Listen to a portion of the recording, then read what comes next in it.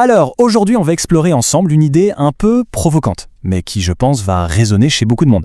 On va décortiquer le rôle, parfois un peu caché, que joue la carte bancaire dans notre équilibre émotionnel. Voilà, c'est ça, la thèse centrale. Ça peut sembler un peu extrême dit comme ça, c'est vrai, mais si on analyse le mécanisme, on se rend compte que ce n'est pas vraiment une question d'argent ou de discipline. Non, c'est quelque chose de bien plus profond. Tout commence souvent de la même manière, par cette sensation familière, une sorte de lourdeur, une pression qui monte tout au long de la journée. Le boulot, les responsabilités, et parfois un sentiment de vide qui s'installe, comme ça, sans prévenir. Et dans ces moments-là, qu'est-ce qui se passe? Le réflexe est quasi universel. On sort le téléphone, et là c'est parti pour ce défilement presque hypnotique à la recherche de quelque chose, n'importe quoi en fait, pour détourner l'attention. Et puis on finit par tomber dessus. Un vêtement, un repas qu'on se fait livrer, un petit gadget. L'action est tellement simple, quasi instantanée. Un seul clic. Et voilà, l'achat est fait. Pas par besoin réel, non, mais pour combler autre chose. Juste après, il y a ce petit soulagement. Attention, il n'est pas fait pour durer, mais il est bien là. C'est comme une petite bouffée d'oxygène, juste ce qu'il faut pour tenir jusqu'au lendemain. Et c'est comme ça, petit à petit, que le cycle s'installe.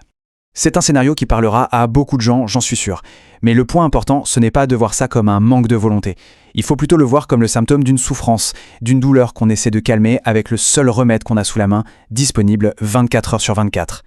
C'est là qu'une petite introspection peut être utile. Ce cycle, tension, achat, soulagement express, est-ce que c'est devenu une routine? Une habitude qui se répète peut-être un peu plus souvent qu'on ne voudrait se l'avouer? Voilà, le point crucial, il est là. Fondamentalement, le problème n'est pas financier, il est émotionnel. La carte bancaire devient alors une sorte d'automédication, un médicament que personne n'a jamais prescrit. Mais pour vraiment comprendre à quel point ce mécanisme est puissant, il faut aller voir ce qui se passe là-haut, dans notre cerveau, analysant un peu la neurologie qui se cache derrière ce comportement. Et là, attention, il y a une distinction absolument fondamentale à faire. On croit souvent que la dopamine, c'est l'hormone du plaisir. En fait, pas vraiment. C'est surtout la molécule de l'anticipation, la molécule du désir d'obtenir une récompense. C'est la quête qui nous excite. Le vrai pic de dopamine, le shoot, il n'a pas lieu quand on reçoit le colis. Pas du tout. Il a lieu bien avant, pendant l'attente, l'anticipation. C'est ça qui est bon. Une fois l'objet entre nos mains, le niveau de dopamine chute brutalement et ça crée un vide qui pousse le cerveau à vouloir recommencer tout le cycle pour retrouver ce petit frisson. Parce qu'après le pic, la réalité revient au galop. Le soulagement s'estompe. Et la douleur des départs, elle est toujours là. Parfois, elle est même encore plus forte, avec une couche de culpabilité en plus à cause de la dépense.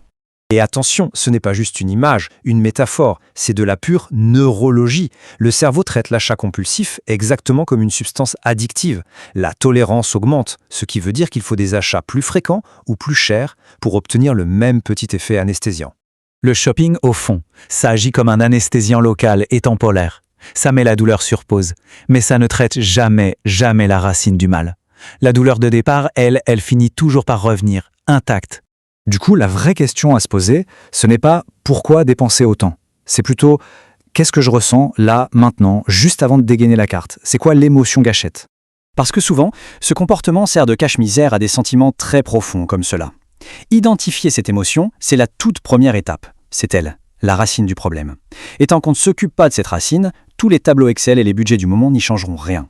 Ce qui est fascinant, c'est que ce mécanisme n'a absolument rien de nouveau. C'est une condition humaine intemporelle. De grands penseurs l'avaient déjà parfaitement identifié bien avant l'invention d'Amazon et de la livraison en 24 heures. Prenons Pascal au XVIIe siècle. Il disait déjà que l'être humain a une peur bleue du silence, de la solitude, bref, de se retrouver face à lui-même. Alors il cherche la fuite, n'importe quelle distraction, pour ne pas avoir à affronter ce qu'il ressent. Le principe est exactement le même aujourd'hui, seuls les outils ont changé. Plus près de nous, le psychanalyste Erich Fromm expliquait qu'on tente de combler un vide existentiel, un besoin d'être, par l'accumulation de biens, par l'avoir. Mais le problème, c'est que des possessions ne peuvent jamais, au grand jamais, satisfaire un besoin d'être, ce qui nous condamne à une quête sans fin. Et puis, il y a les stoïciens, comme Marc Aurèle. Eux, ils pratiquaient un examen de conscience tous les soirs. Le but, ce n'était pas de se juger, non. C'était de créer de la conscience entre le sentiment et l'action.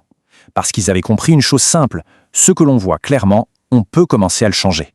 Donc, si on synthétise toute cette sagesse, Pascal nous dirait d'arrêter de fuir, Fromm nous conseillerait de chercher à être plutôt qu'à avoir, et les stoïciens, eux, nous inviteraient simplement à observer nos émotions avant d'y réagir. Juste observer. La solution, en fait, ne consiste pas à supprimer le désir d'achat, c'est impossible. Elle réside plutôt dans la capacité à créer une pause, un tout petit temps d'arrêt conscient entre l'émotion et l'action. Tout se joue ici, dans cet espace. C'est là que se trouve la liberté. En apprenant à observer l'émotion sans y réagir dans la seconde, on peut agrandir cet espace. Une seconde à la fois, une décision à la fois. Et c'est dans cet espace de conscience que tout peut basculer. La carte bancaire perd son pouvoir anesthésiant et elle redevient ce qu'elle aurait toujours dû être, un simple outil.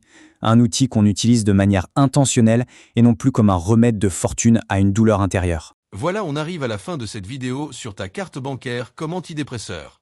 Dis-moi en commentaire, quelle émotion tu essaies de calmer quand tu dépenses? Juste un mot suffit. Si cette vidéo t'a bousculé, partage-la avec quelqu'un qui en a besoin. Abonne-toi. À tout de suite.